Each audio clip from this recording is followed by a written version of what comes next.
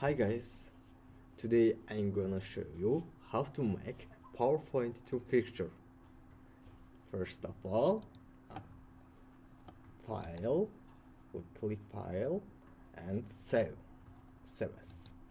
Okay, your location, desktop, file name, picture. Okay, save as type. This type is JPG, file interchange format. Okay, you can click save. First choice, all slide. If you need all slide to picture, okay, you can click all slide.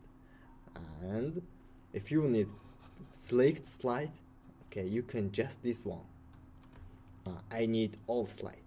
Okay, all slide. Okay, check. Yes, already picture. Okay, thank you for watching our video.